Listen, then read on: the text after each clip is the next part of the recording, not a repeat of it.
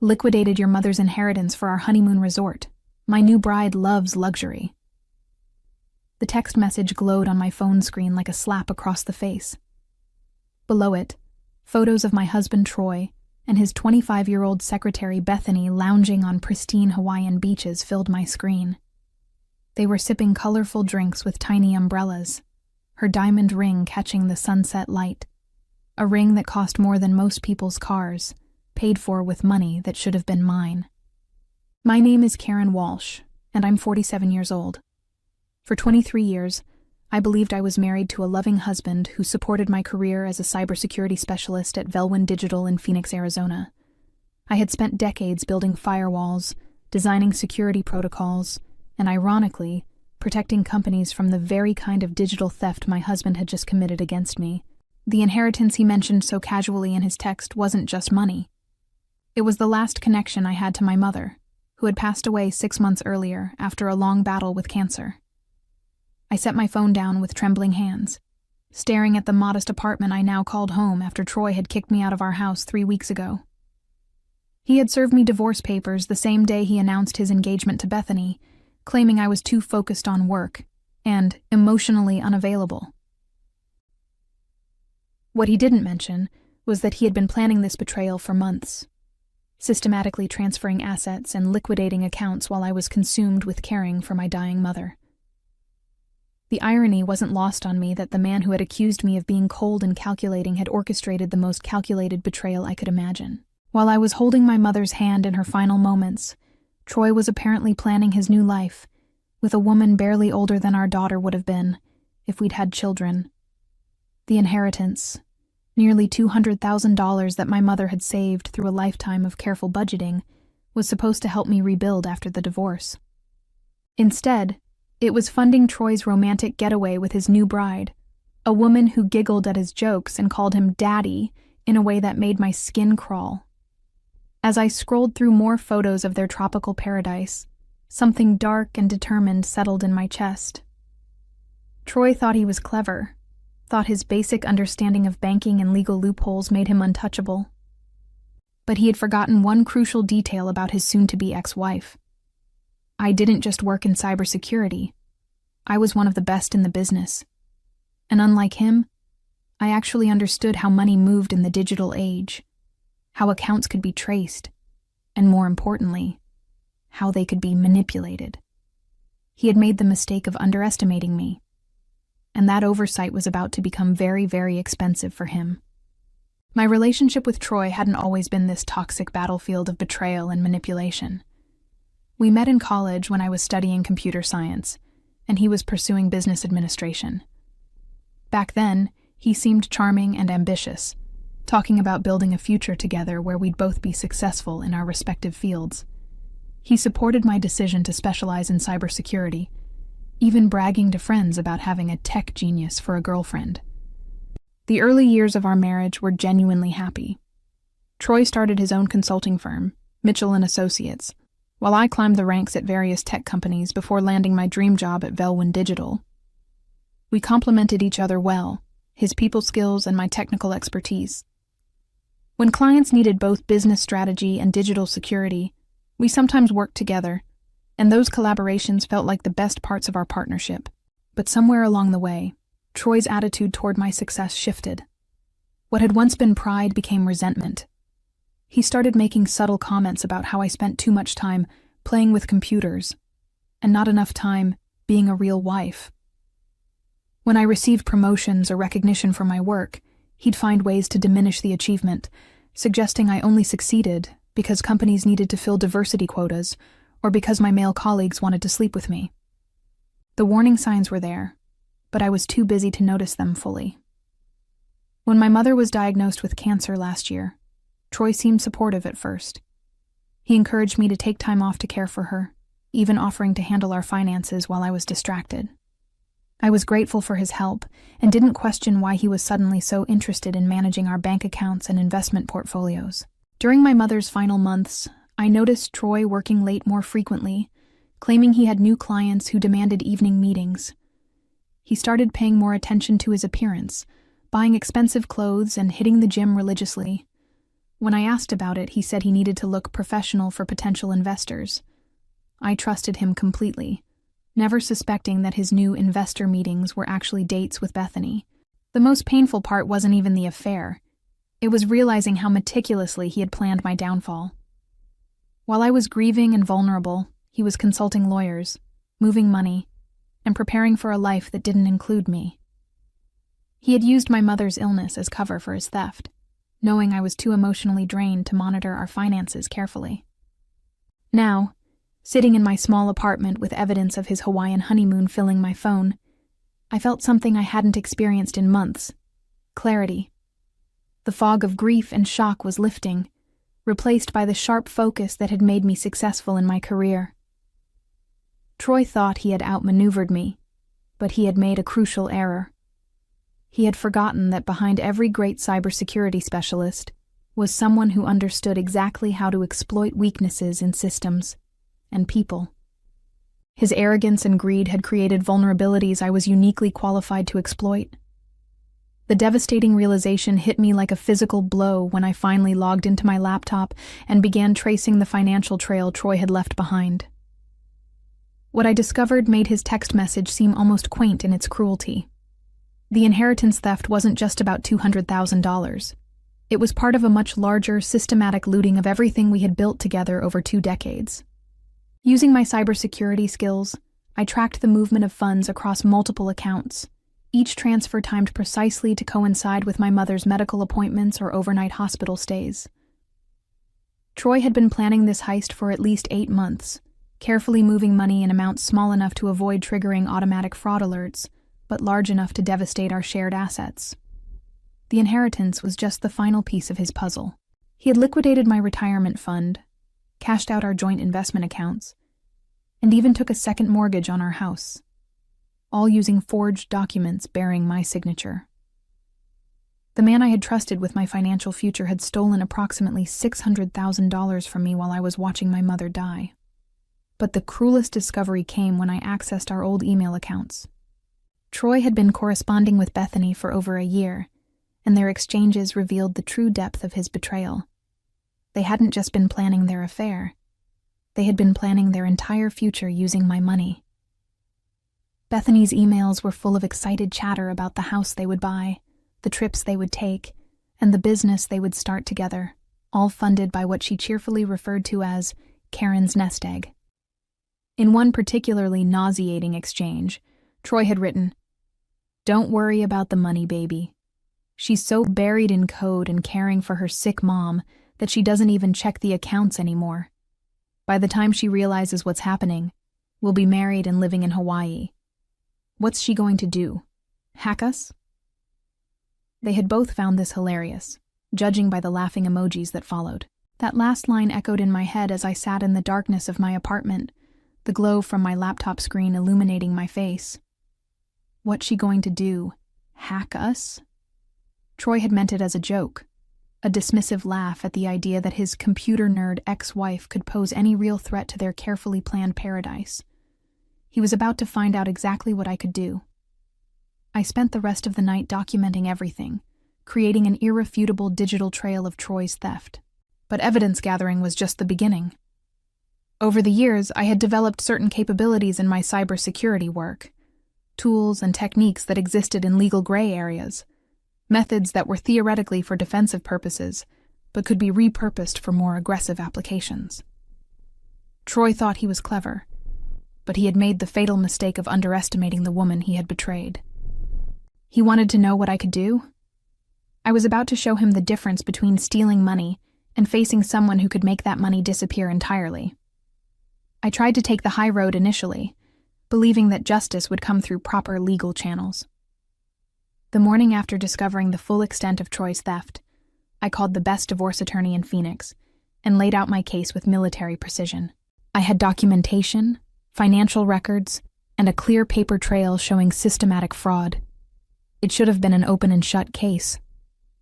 "I understand your frustration, Mr. Walsh," Attorney Jennifer Hayes said during our consultation. "But the reality is that spousal financial misconduct cases are incredibly difficult to prosecute, especially when the assets were technically joint property. Joint property that he moved without my knowledge or consent while I was caring for my dying mother, I replied, my voice tight with controlled anger. Proving that level of deception will require extensive litigation, and even then, recovery is complicated when the funds have been spent overseas. We're looking at years of legal battles with no guarantee of success. The consultation fee alone was $500, and she estimated the total legal costs could reach $50,000 or more. Meanwhile, Troy and Bethany were posting daily updates from their Hawaiian paradise, my mother's inheritance funding their romantic dinners and couples massages. Desperate for alternatives, I filed a police report for theft, but Detective Rodriguez was equally discouraging. Look, Mrs. Walsh, I sympathize with your situation, but technically, your husband had legal access to these accounts.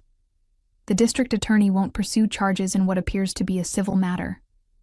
Civil matter? I repeated incredulously. He forged my signature on loan documents. Can you prove the signatures were forged?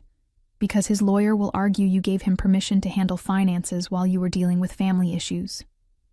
That evening, I called my brother Michael in Seattle, hoping for emotional support if nothing else.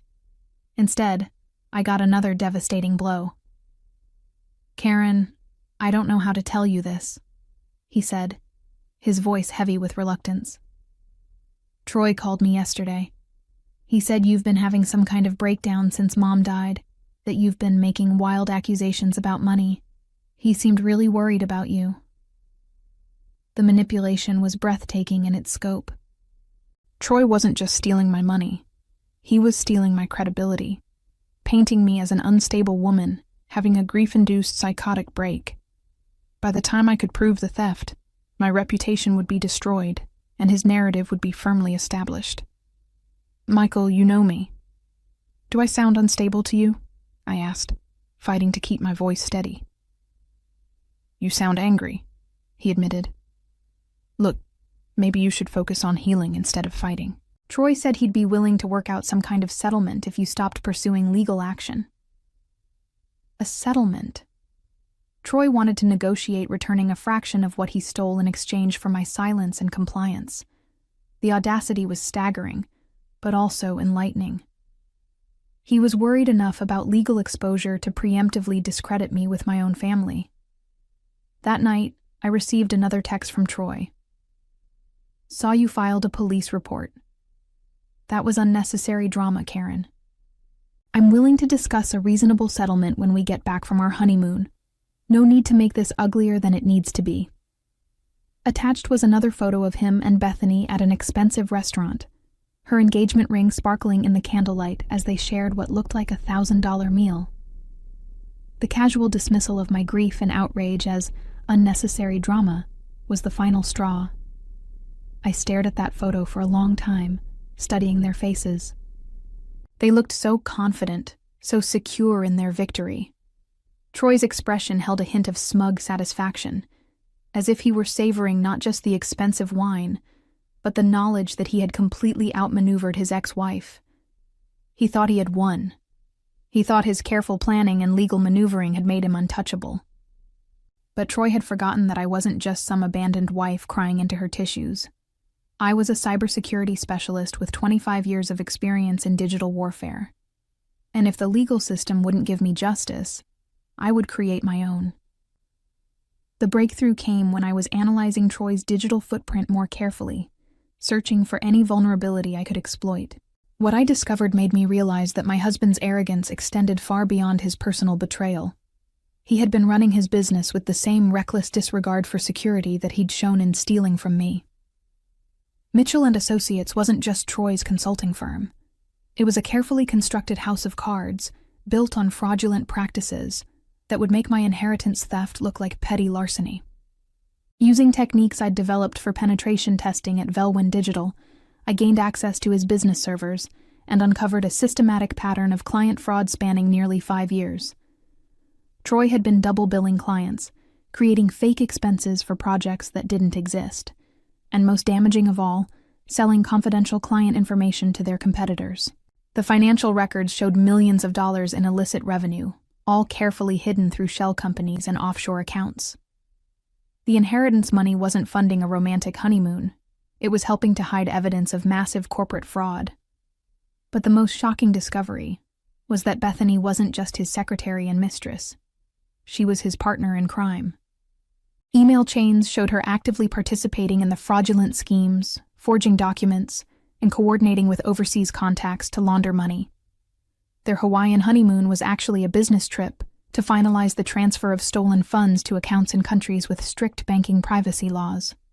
As I dug deeper, I realized that Troy's betrayal of me was part of a larger exit strategy. He had been planning to disappear with Bethany and their stolen millions, leaving behind a trail of devastated clients and a wife who would be legally responsible for any business debts or criminal liability. My name was still on several of his business documents as the emergency contact and partial guarantor. The scope of their criminal enterprise was breathtaking, but it also presented an opportunity I hadn't expected. If I could expose their fraud to the right authorities, I wouldn't just recover my inheritance, I could destroy them completely. However, there was a problem. The evidence I'd gathered was obtained through methods that weren't exactly legal. Any prosecutor would throw out my findings due to how I'd acquired them, and I could face criminal charges for unauthorized computer access. I needed a way to expose their crimes without revealing my own illegal investigation. That's when I remembered the virus. 3 years earlier, I had developed a sophisticated piece of malware for a government contract, a program designed to infiltrate foreign systems and gather intelligence while appearing to be a routine software update. The project had been classified, and I'd been required to turn over all copies to federal authorities. But I had kept one backup copy on an encrypted drive, telling myself it was for academic research purposes. The virus was elegant in its simplicity. Once activated, it would systematically copy all files from infected computers and transmit them to a secure server, while simultaneously creating fake system logs to cover its tracks. More importantly, it could be programmed to trigger automatically when certain conditions were met, like when the infected computers connected to specific international banking networks. I spent the next 2 days modifying the code, creating a version that would activate when Troy's laptop accessed his offshore accounts. The beauty of the plan was that the virus would make it appear as though his own criminal activity had exposed him. The same security vulnerabilities he'd created through his fraud would be his downfall. All I needed was a way to install it on his computer remotely. Fortunately, Troy's arrogance had given me the perfect opening. He was still using the same email address and passwords he'd used throughout our marriage, never bothering to change them after our separation. The final piece of my plan required patience and perfect timing. I knew from their social media posts that Troy and Bethany would be returning to Phoenix in 3 days, and Troy would immediately need to access his business accounts to manage the legitimate portions of his consulting firm. That would be my moment to strike. But as I prepared to execute my plan, an unexpected complication arose. My phone rang at 2 a.m., displaying a number I didn't recognize. When I answered, a woman's voice spoke in rapid, panicked sentences. "Is this Karen Walsh? You don't know me, but my name is Patricia Lewis. I'm a client of your husband's firm, and I think you need to know what he's done to us." Patricia's story was heartbreaking and infuriating in equal measure. She was a widow in her 70s, who had hired Troy to manage her late husband's retirement investments. Over the past 2 years, he had systematically drained her accounts, claiming the money was being invested in high-yield overseas opportunities. She had only discovered the truth when she tried to withdraw funds for medical expenses and found her accounts nearly empty. "I called the police, but they said it was a civil matter," she said, her voice breaking. "He stole my husband's life insurance money, everything we worked for. I don't know what to do." "How did you get my number?" I asked, though I suspected I already knew the answer. "I hired a private investigator. He found out about your situation and said there might be other victims. There are at least 6 of us that we know about, all elderly clients he's been stealing from. We can't afford lawyers, and the police won't help." The conversation lasted over an hour, and by the end, I realized that my personal revenge had become something much larger. Troy wasn't just a cheating husband who had stolen my inheritance. He was a predator targeting vulnerable seniors, destroying the financial security of people who couldn't fight back. Patricia gave me contact information for the other victims, and over the next day, I spoke with each of them. The pattern was always the same. Troy would gain their trust, convince them to consolidate their investments with his firm, then systematically loot their accounts while providing fake statements showing fictional gains. The total theft exceeded $4 million, money stolen from people who had worked their entire lives to build modest nest eggs for their retirement years. Some of them were now facing eviction, or couldn't afford necessary medications because of Troy's greed. As I listened to their stories, my anger transformed into something colder and more focused. This wasn't about personal betrayal anymore. It was about justice for people who had no other recourse. The legal system had failed them just as it had failed me, but I had capabilities they didn't possess. I modified my virus one final time, programming it not just to expose Troy's crimes, but to systematically reverse his fraudulent transactions. The offshore accounts he'd worked so hard to hide would become the mechanism of his downfall, automatically transferring the stolen money back to his victims while simultaneously alerting federal authorities to his location and activities.